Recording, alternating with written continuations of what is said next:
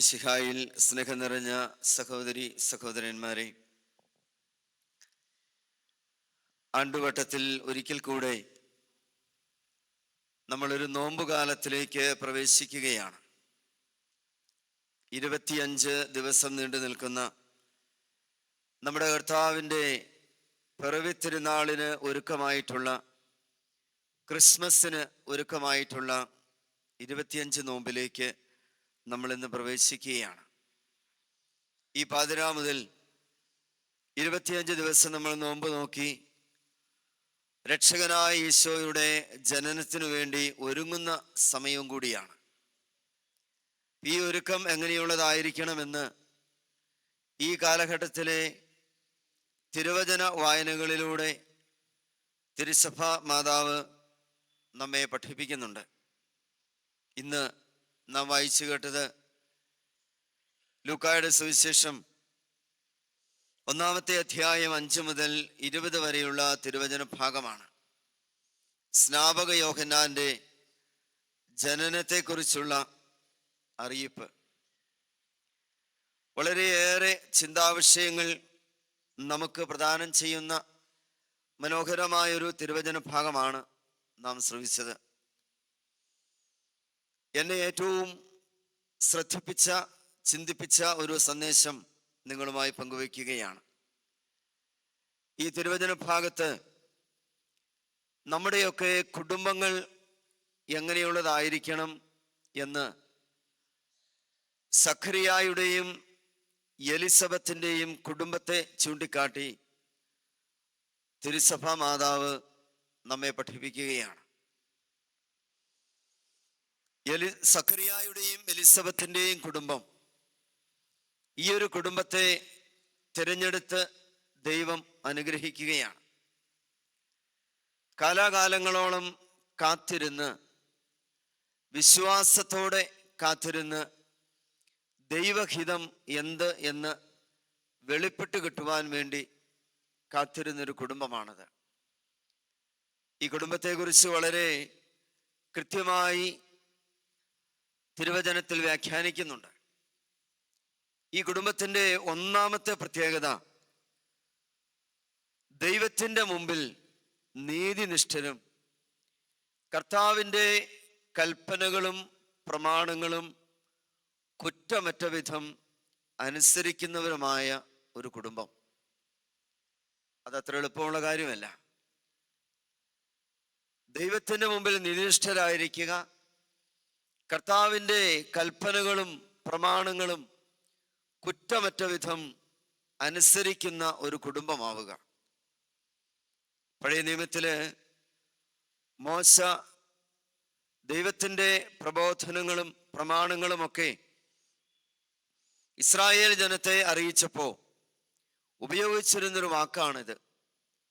അതായത്, ദൈവത്തിൻ്റെ കൽപ്പനകൾ കുറ്റമറ്റ വിധം നിങ്ങൾ അനുസരിക്കണം. യാതൊരു കുറ്റവും കുറവും കൂടാതെ നിങ്ങളിത് അനുസരിക്കുകയാണെങ്കിൽ ദൈവാനുഗ്രഹം നിങ്ങൾക്കുണ്ടാകും. ഈ സഖറിയായുടെയും എലിസബത്തിൻ്റെയും കുടുംബം അങ്ങനെയുള്ള ഒരു കുടുംബമായിരുന്നു എന്ന് തിരുവചനം പറയുകയാണ്. ഈ കുടുംബത്തിൻ്റെ രണ്ടാമത്തെ പ്രത്യേകത ചൂണ്ടിക്കാണിക്കുന്നത്, അവർക്ക് മക്കളില്ലായിരുന്നു. ദമ്പതികൾ പ്രായമേറെയായ ദമ്പതികളായിരുന്നു. പക്ഷേ അവര് ഈ കുടുംബത്തില് ദൈവഹിതം എന്തെന്ന് വെളിപ്പെട്ട് കിട്ടുവാൻ കാത്തിരുന്ന ഒരു കുടുംബമാണ്. ദമ്പതികൾ അവർക്ക് മക്കളില്ലെങ്കിൽ അതൊരു ശാപമായോ ജീവിതത്തിലെ വലിയ ഒരു കുറവായോ ദൈവജനം പരിഗണിച്ചിരുന്നൊരു കാലഘട്ടമാണ്. ഒരുപക്ഷെ ഇന്നും നമ്മൾ അങ്ങനെയൊക്കെ ചിന്തിക്കുന്നുണ്ട്. മക്കളില്ലാത്തവരെ ദൈവം അനുഗ്രഹിക്കുന്നില്ല എന്നുള്ള ഒരു തെറ്റായ ചിന്താഗതി നമ്മളൊക്കെ വച്ച് പുലർത്തുന്നുണ്ടായേക്കാം. പക്ഷെ അവർക്കൊക്കെ ദൈവം കൊടുക്കുന്ന ഒരു മനോഹരമായ ചിന്തയാണിത്. അവര് ദൈവഹിതം എന്ത് എന്ന് അതിനുവേണ്ടി വിശ്വാസത്തോടെ കാത്തിരുന്ന ഒരു കുടുംബമാണ്. ഈ കുടുംബത്തിന്റെ മൂന്നാമത്തെ പ്രത്യേകതയായി തിരുവചനം പറയുന്നത്, അമ്മയുടെ ഉദരത്തിൽ വെച്ച് തന്നെ പരിശുദ്ധാത്മാവിനാൽ നിറയപ്പെട്ട മക്കളുള്ള കുടുംബം. അമ്മയുടെ ഉദരത്തിൽ വെച്ച് തന്നെ പരിശുദ്ധാത്മാവിനാൽ നിറയപ്പെട്ട മക്കളുള്ള കുടുംബം അതേറെ അനുഗ്രഹിക്കപ്പെട്ട കുടുംബമാണ്. മുൻകാലങ്ങളില് നമ്മുടെയൊക്കെ കുടുംബങ്ങളിൽ യുവതികൾ, ഭാര്യമാർ, അവർ ഗർഭിണികളാകുമ്പോൾ മാതാപിതാക്കൾ അവരെ പ്രത്യേകിച്ച് ദേവാലയങ്ങളിൽ പറഞ്ഞയക്കും. ദേവാലയങ്ങളിൽ വിശുദ്ധ കുർബാനയിൽ പങ്കെടുക്കണം.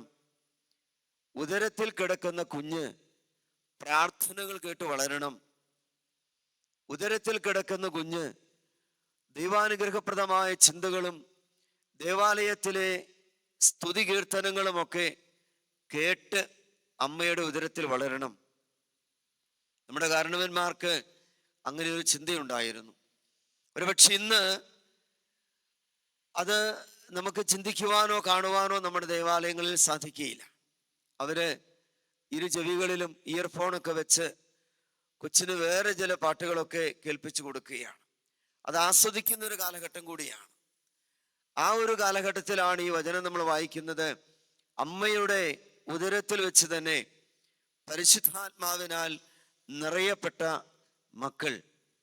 അത് ദമ്പതികളുടെ അനുഗ്രഹമാണ്. അത് കുടുംബത്തിന്റെ ഐശ്വര്യമാണ്. ഈ കുടുംബത്തിന്റെ നാലാമത്തെ ഒരു പ്രത്യേകതയായി പറയുന്നത്, വീഞ്ഞോ മറ്റ് ലഹരി പാനീയങ്ങളോ ഉപയോഗിക്കാത്ത ഒരു കുടുംബം. സഖറിയായും എലിസബത്തും പിറന്നു വീണ സ്നാപക യോഹന്നാനും അവരുടെ ലഹരി അല്ലെങ്കിൽ വീഞ്ഞ് എന്ന് പറയുന്നത് ദൈവവചനമായിരുന്നു. വചനം പ്രഘോഷിക്കുക, വചനം പഠിക്കുക, വചനാനുസൃതമായ ജീവിതം നയിക്കുക എന്നുള്ളതായിരുന്നു അവരുടെ ലഹരി. അതുകൊണ്ട് വചനം പറയുന്നു, ലഹരി പാനീയങ്ങളൊന്നും ഉപയോഗിക്കാത്ത ഒരു കുടുംബം. സ്നേഹമുള്ളവരെ, നമുക്ക് ഈ ചിന്തകളൊക്കെ ഇന്ന് നെറ്റി ചുളിപ്പിക്കുന്ന ചിന്തകളാണ്. നമുക്കിങ്ങനെയുള്ള ചിന്തകളൊക്കെ ഒഴിവാക്കി ഒരു കുടുംബത്തെക്കുറിച്ച് ഇന്ന് ചിന്തിക്കാനാവില്ല. വിശുദ്ധിയുള്ള മക്കൾ എന്ന് പറയുന്നത് ഇന്നത്തെ തലമുറയ്ക്ക് ചിന്തിക്കാനാവില്ല. വിജ്ഞാനവും വിശ്വാസവുമുള്ള മക്കൾ എന്ന് പറയുന്നത് ഇന്നത്തെ തലമുറയ്ക്ക് ചിന്തിക്കാനാവില്ല. അപ്പൊ നമുക്കൊക്കെ തിരുസഭ മാതാവ് നൽകുന്ന ഒരു വലിയ ചിന്തയാണ് സഖറിയായുടെയും എലിസബത്തിന്റെയും കുടുംബം. ഇങ്ങനെയുള്ള കുടുംബത്തിലാണ് ദൈവം ഒരു വലിയ കുറവ് കണ്ടെത്തിയത്. അതായത് അവർക്ക് മക്കളില്ലായിരുന്നു. ഇവിടെ ഒരു പ്രായോഗിക ചിന്ത സ്നേഹമുള്ളവരെ നമ്മൾ ചിന്തിക്കണം. അതായത് ഇത്രമാത്രം ദൈവാനുഗ്രഹങ്ങൾ ഉണ്ടായിരുന്ന ഒരു കുടുംബത്തിൽ എന്തുകൊണ്ട് ദൈവം അവർക്ക് കുഞ്ഞുങ്ങളെ കൊടുത്തില്ല? നമ്മളവിടെ കണ്ടെത്തേണ്ട ഒരു ദൈവികമായ ചിന്ത, നമ്മുടെ കുടുംബജീവിതം ഇങ്ങനെയുള്ള അനുഗ്രഹപ്രദമായ കുടുംബമാണെങ്കിൽ അവിടെ എന്തെങ്കിലും കുറവുകൾ ഉണ്ടെങ്കിൽ അത് ദൈവം പരിഹരിക്കും. ദൈവം പരിഹരിച്ചതാണ് സ്നാപക യോഹന്നാൻ.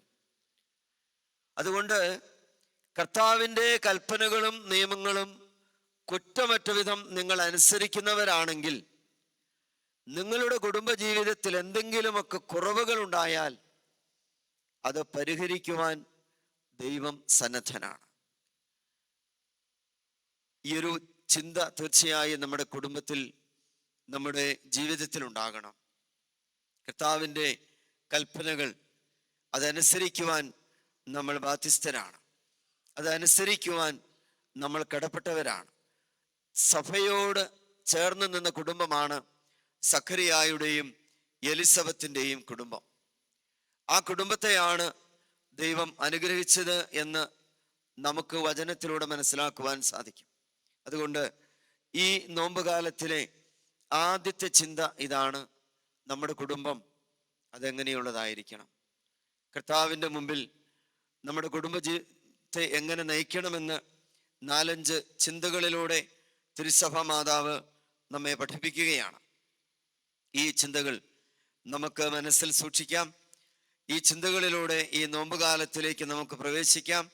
സ്നാപക യോഹന്നാന്റെ ആ ഒരു വലിയ ദൗത്യം നമ്മുടെ കുടുംബങ്ങളിലൊക്കെ നമ്മൾ ഏറ്റെടുക്കേണ്ട ഒരു വലിയ ഉത്തരവാദിത്വം നമുക്കുണ്ട് എന്ന് തീർച്ചയായും നമുക്ക് ചിന്തിക്കാം. ഒരു ചിന്ത കൂടെ പങ്കുവെച്ചുകൊണ്ട് നമുക്ക് വിശുദ്ധ കുർബാന തുടരാം. ഗബ്രിയേൽ ദൂതൻ സഖറിയായോട് പറഞ്ഞു, കർത്താവിൻ്റെ സന്നിധിയിൽ അവൻ വലിയവനായിരിക്കും. സഖറിയായുടെയും എലിസബത്തിൻ്റെയും ജീവിതത്തിൽ പിറന്നു വീഴാൻ പോകുന്ന കുഞ്ഞിനെ കുറിച്ചാണ് ദൈവം ഗബ്രിയേലിലൂടെ പറഞ്ഞു വെച്ചത്. കർത്താവിൻ്റെ സന്നിധിയിൽ അവൻ വലിയവനായിരിക്കും. അവൻ വലിയവനായി, അവൻ വചനം പ്രസംഗിച്ച് വലിയവനായി. സ്നേഹമുള്ള മാതാപിതാക്കളെ, കുടുംബത്തിൽ ഈ കാലഘട്ടത്തിൽ കുഞ്ഞുങ്ങളെ വളർത്തുമ്പോൾ കർത്താവിൻ്റെ സന്നിധിയിൽ നമ്മുടെ മക്കൾ വലിയവരാകാൻ വേണ്ടി അവരെ വളർത്തണം. ഈ ലോകത്തിൻ്റെ മുമ്പിൽ വിജ്ഞാനത്തിൻ്റെ മേഖലയിൽ മറ്റെവിടെയെല്ലാം അവർ വലിയവരായാലും കർത്താവിൻ്റെ സന്നിധിയിൽ നമ്മുടെ മക്കൾ വലിയവരല്ലെങ്കിൽ അതുകൊണ്ട് ഒരു പ്രയോജനവുമില്ല. അതുകൊണ്ട് ഈ നോമ്പ് കാലത്ത് നമുക്കെടുക്കാവുന്ന ഒരു വലിയ നോമ്പാണ്, നമുക്ക് ചിന്തിക്കാവുന്ന ഒരു വലിയ വിഷയമാണ് നമ്മുടെ കുഞ്ഞുങ്ങളെ കർത്താവിൻ്റെ സന്നിധിയിൽ വലിയവരാക്കി വളർത്തുക. അത് കുടുംബത്തിന് അനുഗ്രഹമാണ്, അത് സഭയ്ക്ക് അനുഗ്രഹമാണ്, അത് ലോകത്തിന് അനുഗ്രഹമാണ്. നമുക്ക് ഈ ചിന്തകളോടെ ഈ നോമ്പുകാലത്തിലേക്ക് പ്രവേശിച്ച് പ്രാർത്ഥിക്കാം. സഖറിയായുടെയും എലിസബത്തിൻ്റെയും കുടുംബത്തെ അനുഗ്രഹിച്ച ദൈവം നമ്മുടെയും കുടുംബജീവിതങ്ങളെ സമൃദ്ധമായി അനുഗ്രഹിക്കട്ടെ. പിതാവിൻ്റെയും പുത്രൻ്റെയും പരിശുദ്ധാത്മാവിൻ്റെയും നാമത്തിൽ ആമേൻ.